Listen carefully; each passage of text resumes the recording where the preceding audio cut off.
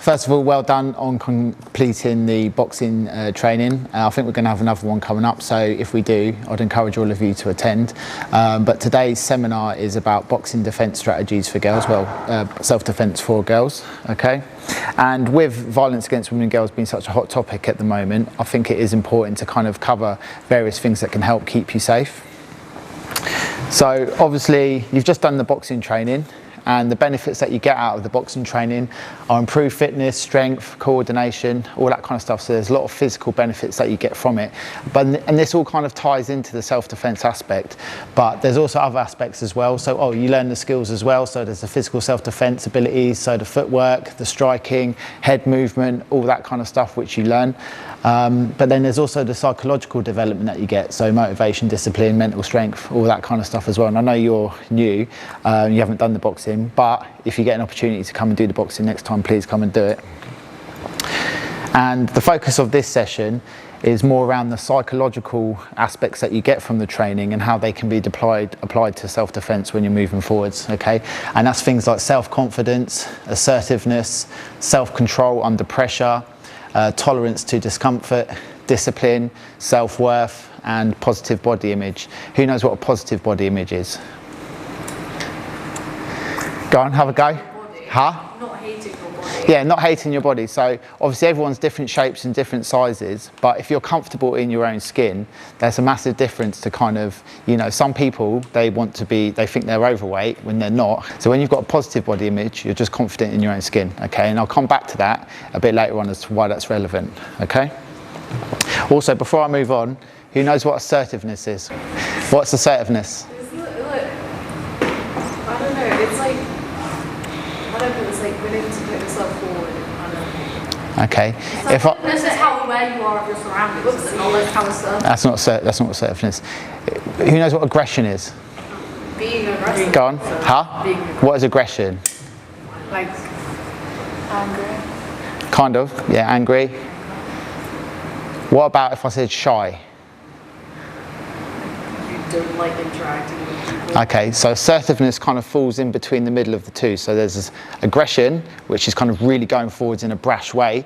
Yeah, shy, which is where you withdraw, and assertive is basically saying what you want, being sticking to it and doing it in a confident way.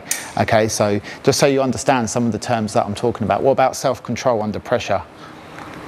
What do you think that is? Go on. Like when you're under pressure, like you don't go off and do something and stuff like that. Like you stay in that pressure until you get out of it. Yeah, so you don't crumble. Yeah, so you might be in a bit of a stressful situation, and then if you don't have control under pressure, you have a bit of a meltdown. You can't handle it. Do you see what I mean? So there will be times in your life where you come under pressure and there are stressful situations, and being able to maintain composure during those situations is very important.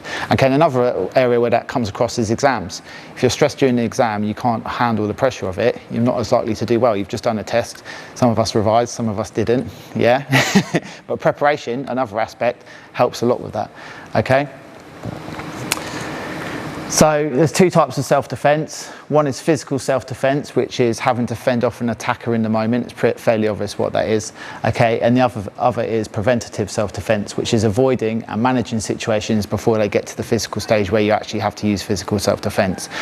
I'm much more about promoting this than the actual physical self-defense, because you never know what's going to happen when you get to that physical stage. Okay, obviously that's important, and the ability to handle yourself during that stage is important, but there's so much you can do to avoid ever getting to that spot. And also this seminar is mainly about danger from men because you're girls. Okay, obviously you can come under danger from other girls as well, but because men are so much bigger and stronger than you, it's important to kind of understand the dynamics that are involved with that. So this is in relation to men, and there's two main areas of risk, okay, where you can come under attack. One is people you don't know acting opportunistically, and there's people who you do know, and that kind of tends to fall under things that you experience a bit later in life when you're in relationships, and that's more along the domestic violence side of things. Okay. Now, types of dangerous men. Okay, so there's actually different reasons why men can become violent and why they can become dangerous. Okay, there's your typical sexual predator, and that's things like sexual assault, child sexual assault, exploitation and trafficking. Okay, there's maliciously violent in order to control others or to get revenge for something that you've done. Okay, And now those are what you probably call nasty people who actually want to hurt you. And then there's men that are emotionally driven violence due to lack of control in the heat of the moment. So they might feel shame or jealousy or rage and they lose control for that reason. Adding to that is alcohol or drug-based violence. Psychopaths, now they're probably, a lot of people are actually psychopaths, but not all of them are actually dangerous. But typically psychopaths are people who don't feel anything at all. They don't feel any remorse, they don't feel any empathy, and those kinds of people do exist. It's just something to bear in mind. And then there's crime-based violence, which, you know, is people that are in poverty, that kind of stuff, and they see you with a nice phone, they mug you, that kind of thing. Any questions around this? But the reason why I bring these different types of people up is the type of strategies that you'll have will be different for the kind of person that you're interacting with. So it's important to try and understand, you know, what's driving the person, and then you can take steps dependent upon that.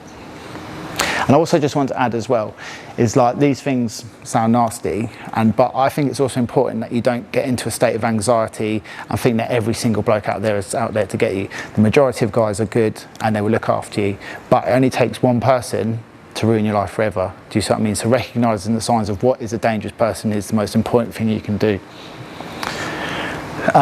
So obviously I mentioned predators. The main people that are kind of going to get you when you're out and about are predatory people. Predators look for victims they deem to be vulnerable or easy targets, and the biggest sign for them is fear. Okay, if you're walking along, your eyes are down at the floor, you're all kind of hunched up and you're looking scared, they think that's going to be an easy target. Yeah, likewise, if you've got your phone out or something expensive on display, they think that's easy, I can grab that. If you go up to places in London, there's people who just ride around on their bikes. They see you with your phone, they ride up, you're not even looking, grab your phone, gone. Yeah? They tend to operate in environments that reduce the likelihood of intervention. So places where there's not a lot of other people around, okay? But the key tenet of their psychology is they don't care about you, but they care about themselves, because that's what they're operating. They're operating from a place of survival or a place of just needing to get something. And what they care about most is not getting caught, yeah? But that's a key understanding, because once you understand that, that enables you to understand the dynamic of how you can prevent it, okay? Keeping safe from strangers. So again, that kind of comes under the predatory aspect. So there's 4 aspects to this: logistics, how you get to from a location, the time of day you travel, who you travel with, and the type of places that you go to. Now I expect probably most of you understand that aspect of it a lot, but is there anything that you guys want to cover on logistics? No? It's fairly kind of straightforward and understandable, okay? Next, situational awareness, being aware of your surroundings, noticing the vibe of the people around you, that kind of stuff. We're going to cover that more in a second. Obviously communication, keeping in touch with people, letting them know where you are, sharing your location, all that kind of stuff. Like for example, you might have a party that you're going to.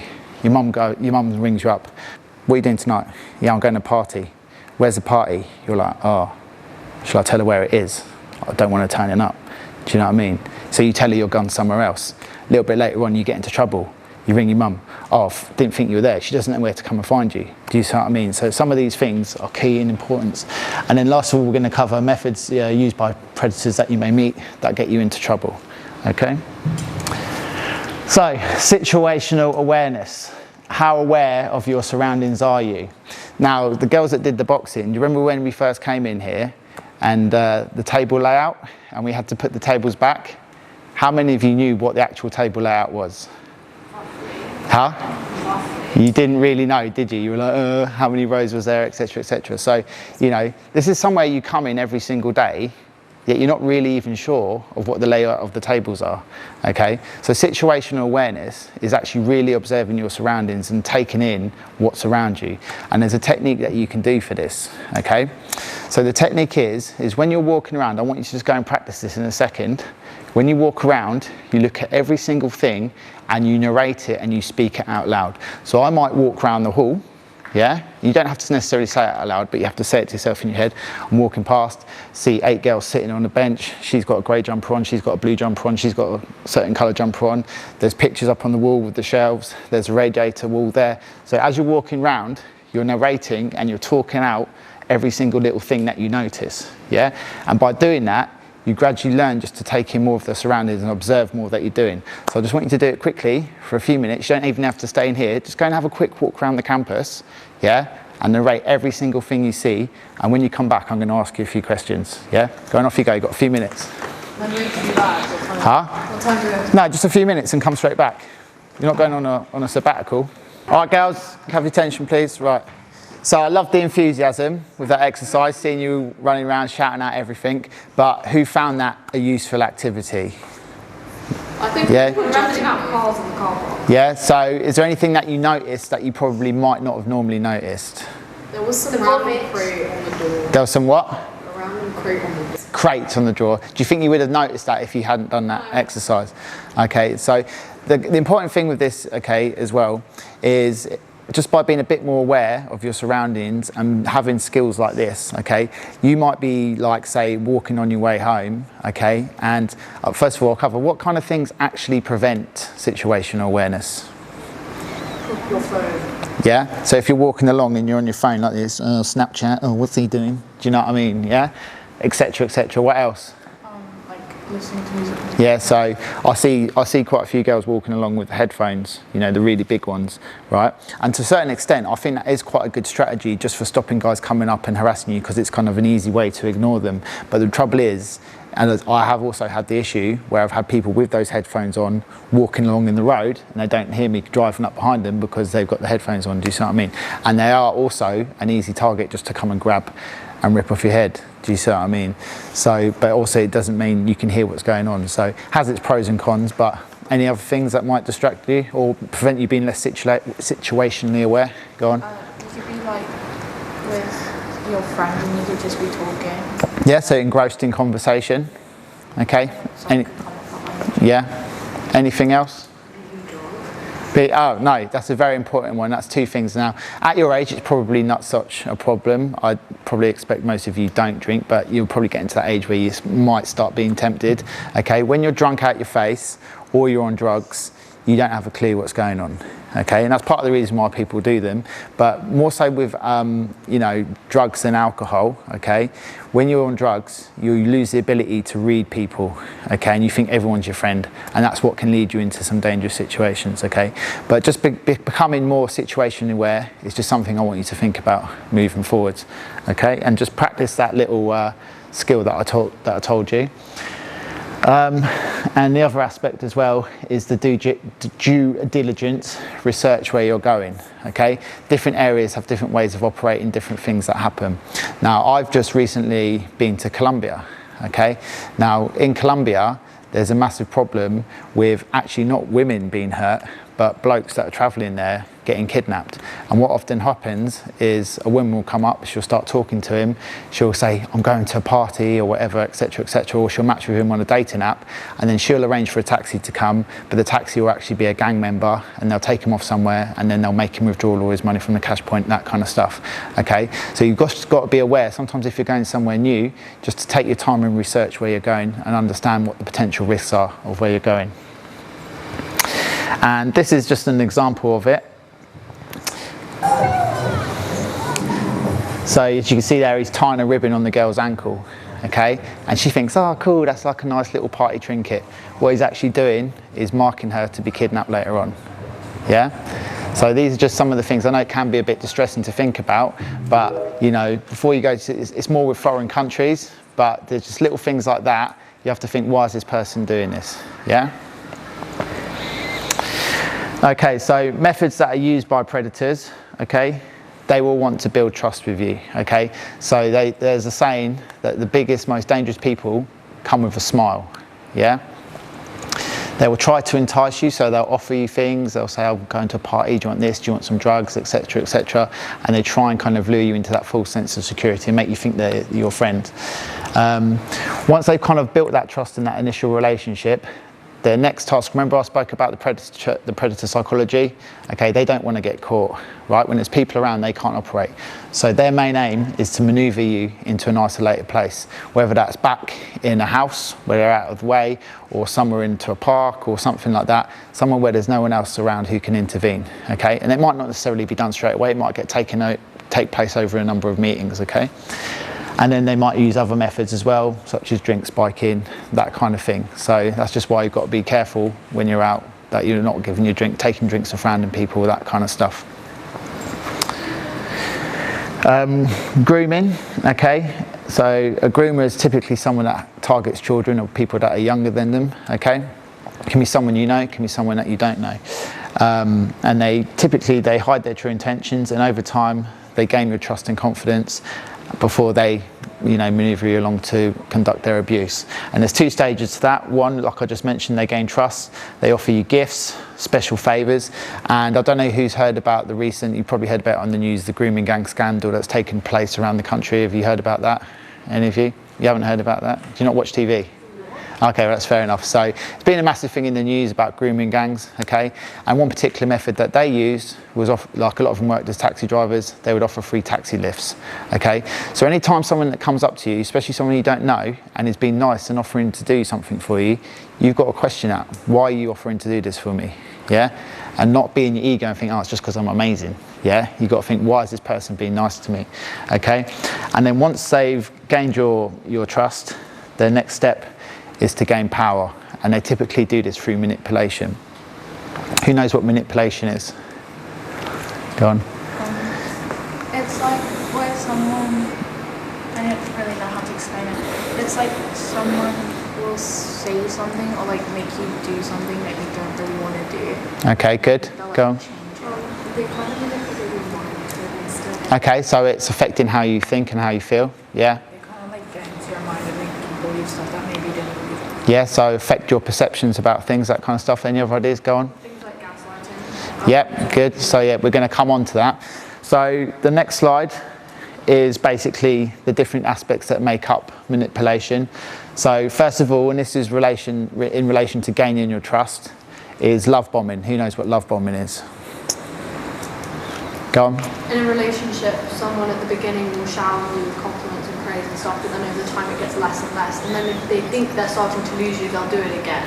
Okay, so you're good, but you've kind of then moved on a little step to devaluing.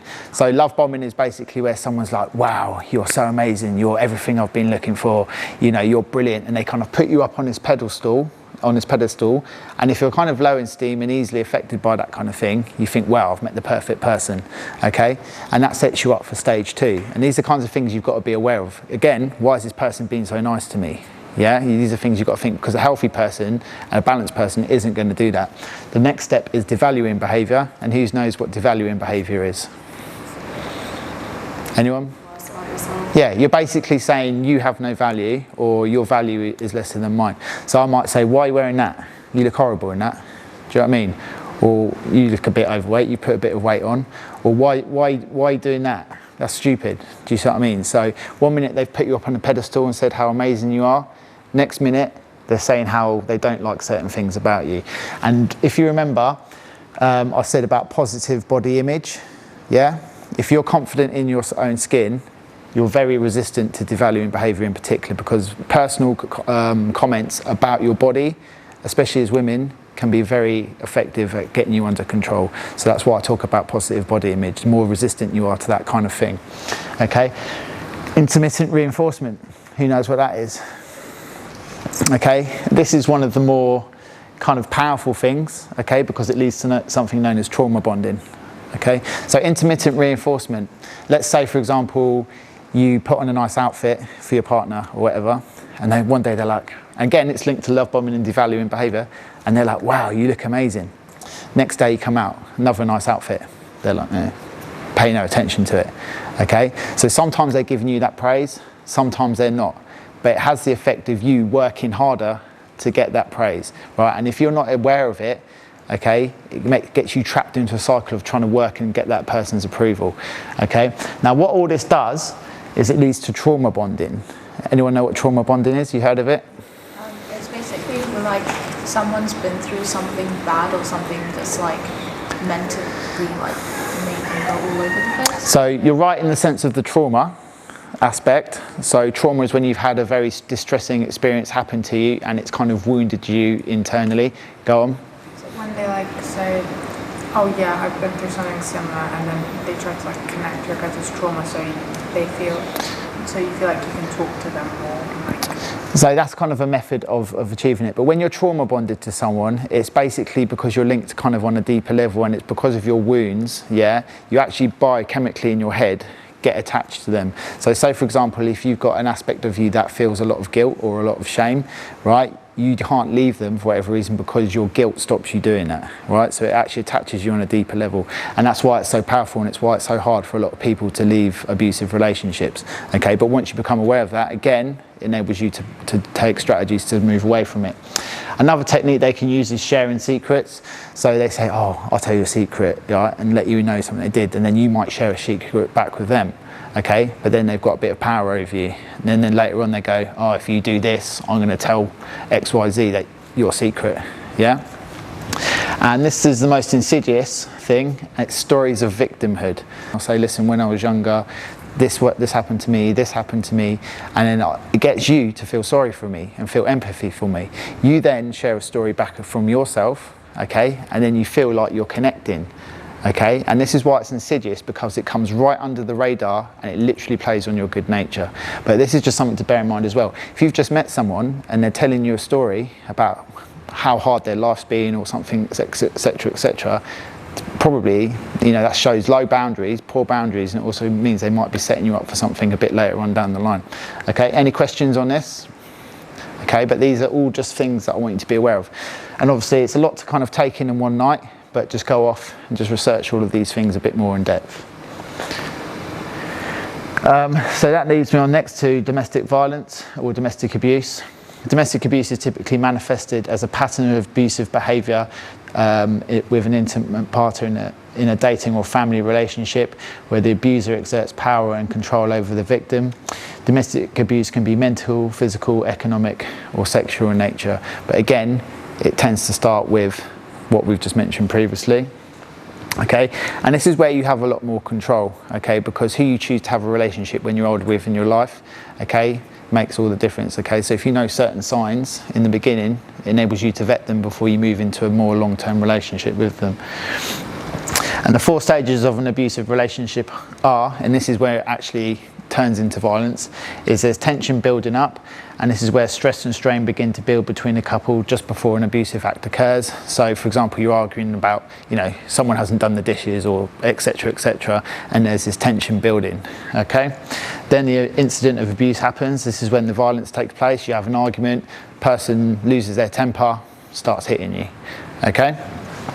Reconciliation phase. After this is where you're like, oh, I'm so sorry, and you know, you both kind of talk it out and you make up and you think, oh, okay, sweet, that was maybe just a one-off incident, okay?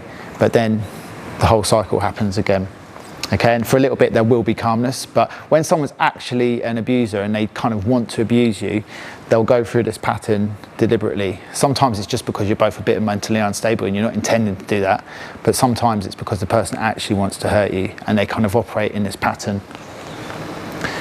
Who knows what the drama triangle is? Anyone heard of this before? Okay, so in any kind of toxic relationship or drama situation, there's 3 people, okay? There's the victim, there's the rescuer, and there's the perpetrator. Now the thing about this is that any one of those positions can interchange with each other. So one minute you can be the victim, the next minute you can be the perpetrator. One minute you can be the victim, next minute you can be the rescuer. And most importantly to recognise as well, is you can be the rescuer and very easily end up becoming the victim. Okay, now if you're someone that tends to help people a lot that you see that are in trouble, just bear this in mind, because one thing I learned the hard way is when you're helping someone, and if you help them too much, they then start to resent you because they feel like you're coming in from a place of above them and they don't actually appreciate the help. They then turn around and do something to you to kind of re-establish that power balance. So I'll just read out what it says on the screen if you can't see it. So the persecutor, in this mode, the person doesn't value other people's view or integrity, and their traits are angry, aggressive, judgmental, bullying, demanding and spiteful. The rescuer, in this mode, the person doesn't value other people's capacity to help themselves, and this is a key point with it, is sometimes you have to let people find the ability to help themselves, okay? And they appear self-sacrificing, over-helpful and facilitative, like to be needed, prone to meddling in other people's business, engulfing. And then there's the victim, And in this mode, the person doesn't value their self and looks to others to try and save them, okay? And one key of them actually is they can be manipulative, they have poor me syndrome, helpless and needy, complaining, fretful, and blaming others. Now, the trouble with this is this dynamic gets you trapped in toxic situations, okay? So learning and understand it enables you to free yourself from it, okay? So that's something I would like you to just go and research a bit more, is the drama triangle. Okay, now, strategies to stay safe in relationships: have strong personal boundaries and have non-negotiables. Who knows what I mean by non-negotiables? Go on. It's like you'll make boundaries and then they'll try and say, oh wait, no, but if this happens, then can we do it? And like, can we? Okay, so they're trying to persuade you to do something. Yeah. Okay, but do you know what I mean by non-negotiable? Go on. Something that you set in place that will never be questioned, will never be like broken. It's like, this is going to happen, this is what it's always going to be, and there's no change. Kind of, so it's something that you will never ever tolerate, okay? Now, do you know what would be on my list of non-negotiables? Physical violence, yeah? The minute you lay a hand on me, that's it, our relationship's done, cut off, never speaking to you ever again. Another one, threats, yeah? You threaten me, that's it, I don't want you in my life anymore, okay? So there's certain things that you should have as non-negotiables, because a lot of people, we've gone through the cycle before, yeah? You get in an argument, wham, hits you, yeah? Afterwards you have that reconciliation stage. Oh babe, I'm so sorry, like, I was just angry, I'll never do it again, yeah? And you think, oh that's right, he won't do it again, yeah? And then before you know it, it happens again, yeah? And then you're trauma bonded and you're stuck in this horrible situation, yeah? So the stronger boundaries you have and the firmer non-negotiables you have, you know, the first time it happens, that's it, gone, yeah? Does that make sense? Learn to say no without guilt or shame. You know, a lot of people, again, it's linked to boundaries. They'll say, oh, come to this party or come and do this. No, don't want to do it. Oh, you're just a wish, you're just boring, you're just this. I don't care. No, I don't want to do it. Yeah, and this is, again, being sure of yourself. Take your time to get to know someone. Yeah, how many of you in here have met someone and the next thing you know, you're kind of absolutely infatuated with them? Yeah, it happens, okay? It's natural, but you really have to take your time to get to know someone, because everyone has a mask and everyone presents himself as a certain way when you first meet them. You only really know what someone's like when they're angry. Until you've had an argument or two with them and you've seen how they behave when they're mad at you, you don't really know what that person's like, okay? Learn to vet people you've just met. And certain things I want you to think about, right? Most girls, to a certain extent, you know, there's a saying that every girl likes a bad boy, right? But if a guy, if his method of earning money is because he's in a gang and he has no empathy, he quite happily goes and stabs people, shoots people, etc., yeah, you might think, oh, I've got this dangerous guy who everyone's scared of. But the minute you have an argument, do you think he's going to be bothered about using violence on you? Yeah? So it's just something you need to think about. And you can use tests to reveal personality traits. And you know, any ideas on what tests you can do? Okay, this is a very good test, right? So let's say you've been chatting to someone for, you know, a little while. You've gone on a couple of dates, getting on quite well. You think, oh, it seems really nice. One thing you can do is you can just cancel the date fairly, you know, it doesn't have to be like instantly before the date, but you can cancel it and just for whatever reason, I can't make the date. See how they respond to that. See how they respond to you not doing everything that they want. Because if they can't handle rejection well, they're likely to get, you know, lose their temper and start messaging you, oh, why are you doing this, why are you doing that? That gives you a good indication of a red flag when you're not in their presence and you're able to be in a safe situation. Yeah, does that make sense? Learn how to spot manipulation. Obviously, we've covered that. Understand your own attachment style. Who knows what attachment styles are? Go on. Where you just do everything for people, like you don't say no, and you just... Okay, so that's people pleasing. So there's basically 3 types of attachment style, and a lot of it's linked to how your parents interacted with you. There's anxious attachment style, okay, and this is typically if your parents weren't very attentive to you and would often go off and leave you and that kind of stuff, you never know when the person's coming back. So when you attach to people, you feel anxious about how they're going to respond. Then there's avoidant, and that's where you avoid kind of deep emotional connections or anything like that. And you even have anxious avoidant as well, which is another kettle of fish altogether. And then you have secure attachment, and that's typically how when your parents were there and they were tending every need that you had when you were a kid. Okay, but if you're an anxious attachment style, you're much more susceptible to manipulative techniques because you fear losing someone, and when you fear losing someone, you're giving them power to manipulate you. Okay, so if that's something you identify in yourself, then just go and have a think about it and see how you can work on it.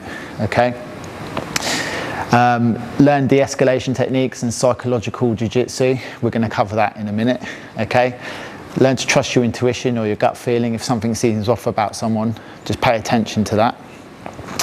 And don't keep relationships a secret. Talk with trusted adults. Yeah, if you've just met someone, tell your mum, tell your dad. You know, you don't have to give them every single detail, but just let them know, because someone who you think is safe might not actually be safe. Yeah, and your parents, you know, discernment, because they've got more experience, will help you with that. Psychological jiu-jitsu.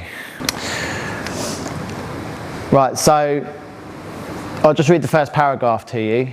The core principle in Japanese martial arts of jiu-jitsu, literally meaning the way of yielding or the art of softness, is to use and redirect an attacker's energy back at him instead of directly opposing it. Okay, so in martial arts there's a concept known as air, fire, wind, and earth. Okay, now fire, that'll probably be the easiest one for you to understand, is aggression. It's rah, coming at you. Okay, but let's say Christy throws a jab at me, yeah? Okay, the concept of air, she throws a jab, I've moved out the way. She's hitting nothing, okay? The concept of water, she throws a punch and I'll redirect it, okay? So I'm flowing with the motion, okay? And then the concept of earth will be instead, she throws a punch and I'm just blocking it and I'm not moving, okay? So those are kind of the three different styles in terms of defending yourself physically, but you can also use those styles when it comes to defending yourself mentally from the way people say things to you or attack you or try and get a rise.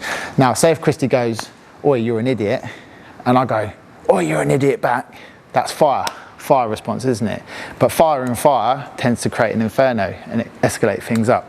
So there's other methods that you can use when people say things to you to de-escalate situations or turn it around. You can take the gloves off now if you want. You only really need one. Thank you for assisting me. Okay. So examples of psychological jiu-jitsu that you can use are humour. Yeah. Someone says something and is trying to be angry. You can kind of turn it into a bit of a joke and get both of you laughing. You can do what's known as compassionate questioning. So if someone's coming at you and they're all angry, you can say, rather than responding and taking it personally, you can say, "Are you okay? Like, you know, is everything all right? Can we talk, you know, is there anything you want to talk about?" Yeah.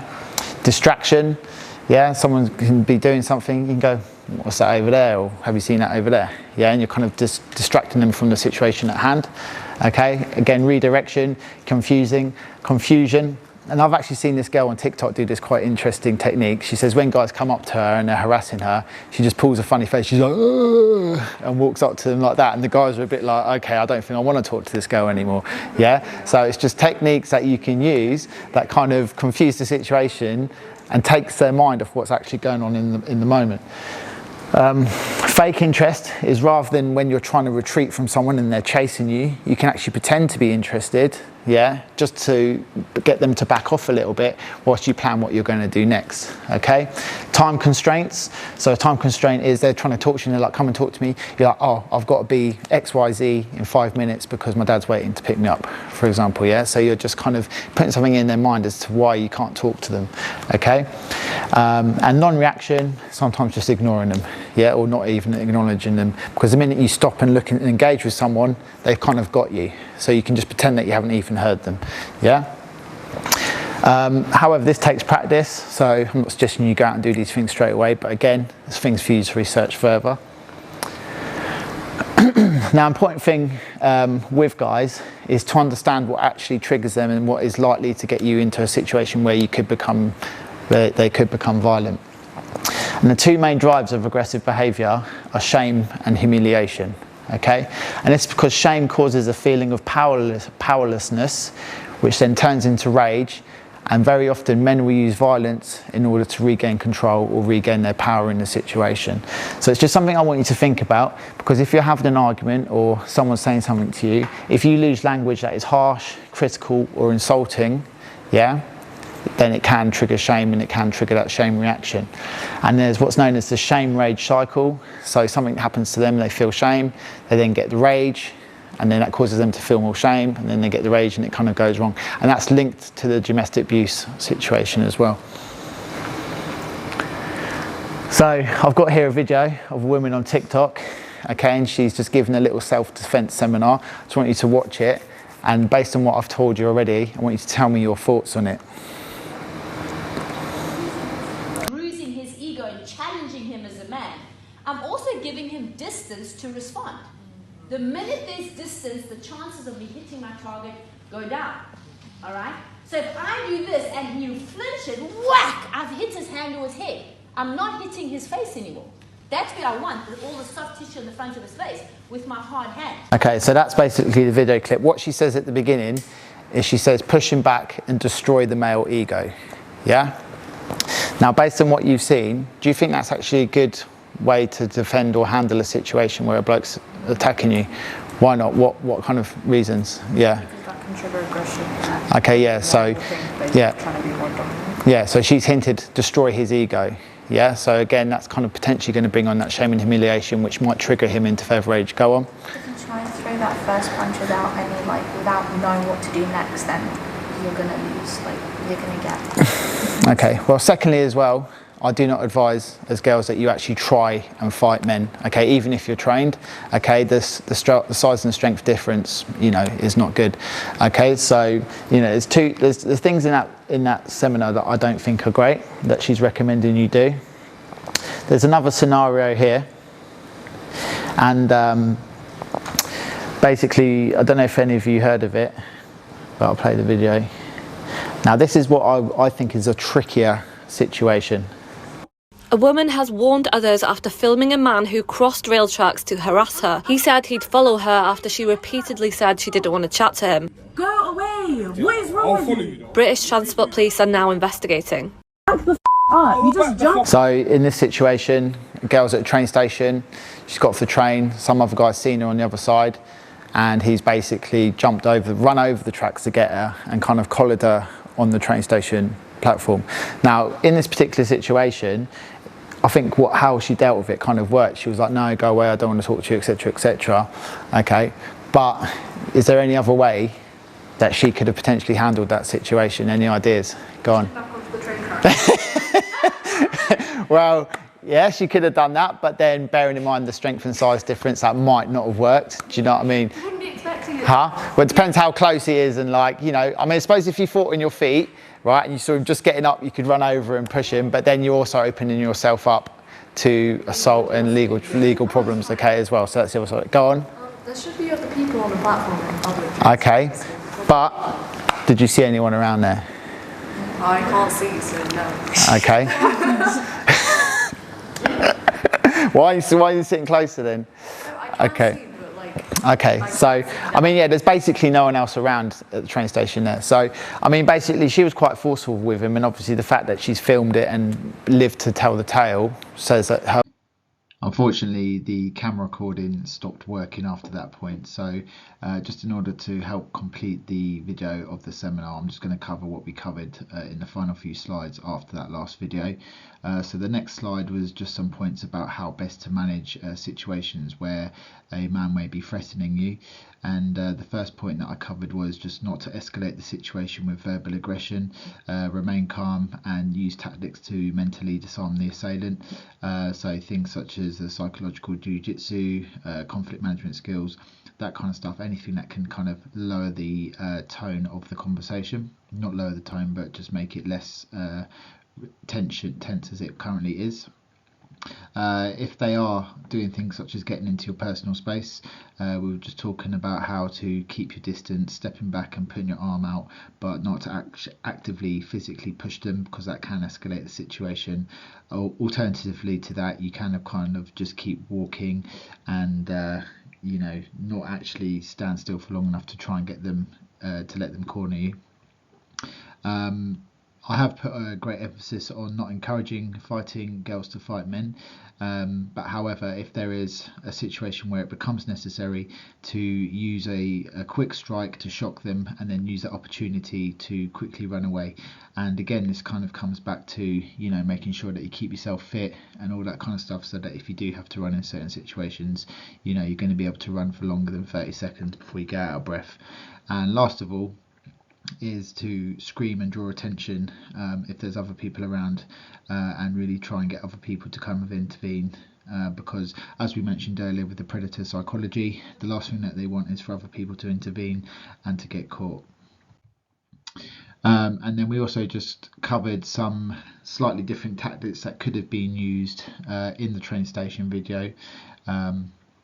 And the first of those was to use numerical support. So for example, by mentioning that she's meeting her dad or her friends and they're just around the corner, it makes the impression that she might not just be completely on her own as the person might suspect. Another example is a time constraint. I'd love to talk, but I have to be at XYZ in 10 minutes. So it's not given that rejection and that humiliation aspect that can trigger the rage, but it's also given a reasonable excuse as to why they can't stop and talk. Another idea that I suggested was just using some humour. So for example, the guy runs across the track, because when you go into that fight or flight mode, or when you go into flight mode, the predator naturally goes into chase mode. So sometimes you could, for example, you could say, wow, you just jumped over the tracks for me, which disarms them and puts them out of that chase mode where they're trying desperately to stop you leaving.